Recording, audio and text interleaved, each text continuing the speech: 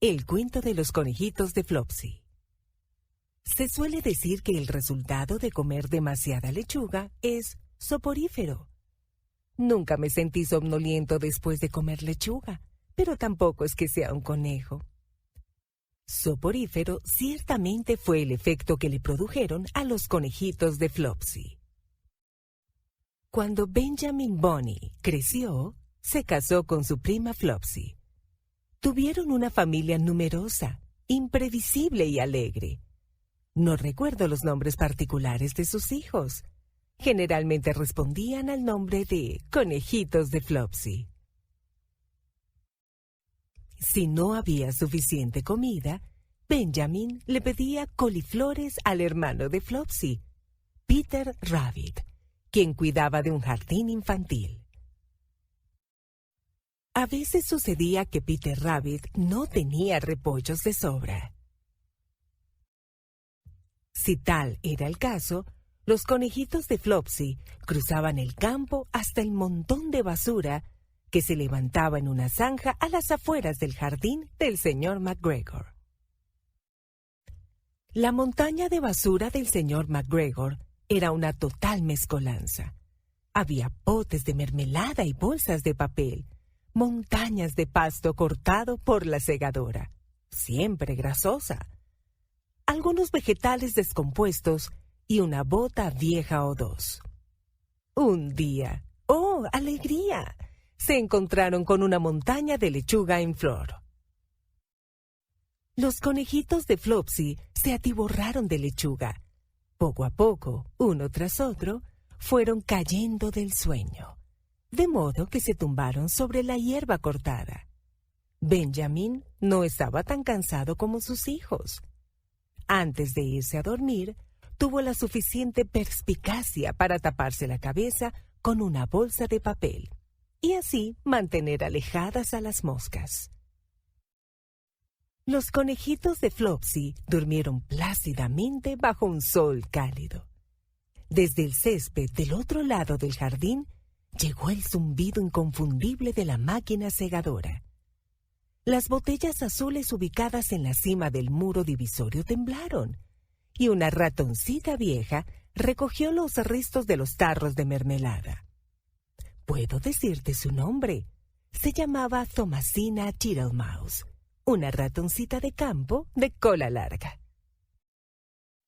Hizo crujir la bolsa de papel cuando la pisó corriendo para despertar a Benjamin Bunny.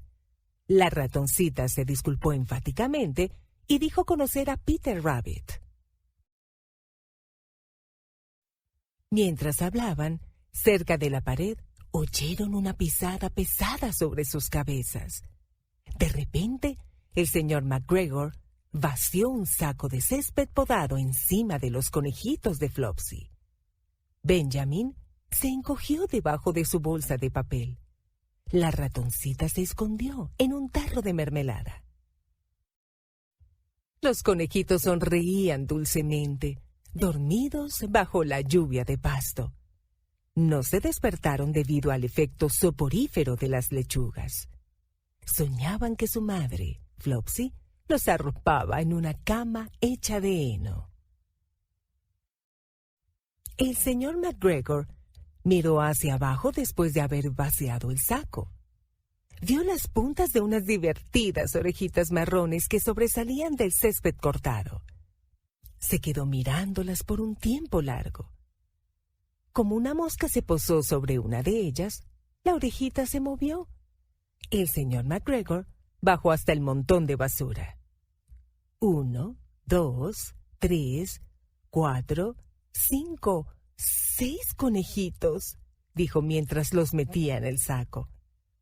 Los conejitos de Flopsy soñaron que su madre les daba vueltas sobre la cama. Se agitaron un poco mientras dormían, pero aún así no se despertaron. El señor McGregor lió el saco y lo dejó contra la pared. Fue a guardar la segadora.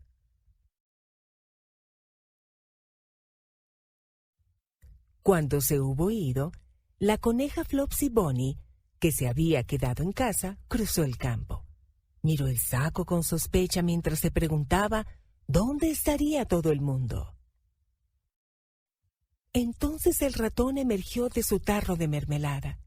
Benjamin se quitó la bolsa de papel de la cabeza y le contaron la triste historia. Benjamin y Flopsy estaban desesperados. No podían deshacer el nudo del saco. Pero la señora Tittlemouse era ingeniosa. Mordisqueó hasta lograr un agujero en la esquina inferior del saco. Los conejitos fueron extraídos y pellizcados para que despertaran.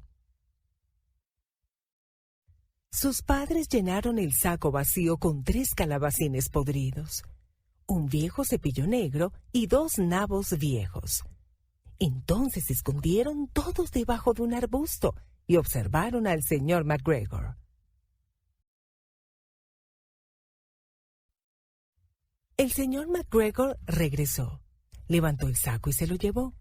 Lo arrastraba bien abajo como si fuera bastante pesado.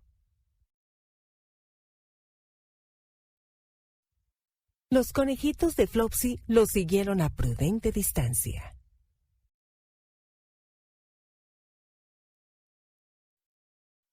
Lo vieron ingresar a su casa. Y entonces llegaron a hurtadillas hasta la ventana para escuchar. El señor McGregor soltó el saco sobre el piso de piedra de un modo que habría sido extremadamente doloroso para los conejitos de Flopsy de haber permanecido adentro. Podían escucharlo arrastrar la silla y reírse. 1, 2, 3, 4, 5, 6 conejitos, dijo el señor McGregor. ¿Eh? ¿Qué es eso? ¿Qué se ha echado a perder ahora?, preguntó la señora McGregor. 1, 2, 3, 4, 5, 6 conejos gordos, repitió el señor McGregor, contando con sus dedos. 1, 2, 3. No seas tonto. ¿Qué quieres decir, viejo tonto? En el saco. 1, 2, 3, 4, 5, 6. Respondió el señor McGregor. El más joven de los conejitos de Flopsy subió hasta el alféizar de la ventana. La señora McGregor agarró el saco y lo palpó. Dijo sentir solamente 6 conejos. Y dijo también que debían de ser conejos viejos, porque se sentían duros y de siluetas variadas. No son aptos para comer, pero las pieles servirán para forrar mi vieja capa. ¿Forrar tu vieja capa?, gritó el señor McGregor. Los venderé y me compraré tabaco. Tabaco de conejo. Los despellejaré y les cortaré la cabeza. La señora McGregor desató el nudo y metió la mano en el saco. Cuando sintió las verduras, se enojó mucho. Dijo que el señor McGregor lo había hecho de propósito. Y el señor McGregor también se enojó mucho. Uno de los vegetales podridos salió volando por la ventana de la cocina hasta golpear al más joven de los conejitos de Flopsy. Se lastimó bastante. Entonces Benjamin y Flopsy decidieron que era hora de volver a casa. Así fue como el señor McGregor se quedó sin tabaco y la señora McGregor no consiguió sus pieles de conejo. Pero a la siguiente Navidad, Thomasina Tittlemouse recibió de regalo suficiente lana de conejo como para hacerse una capa y una capucha y un hermoso manguito y un par de cálidos mitones.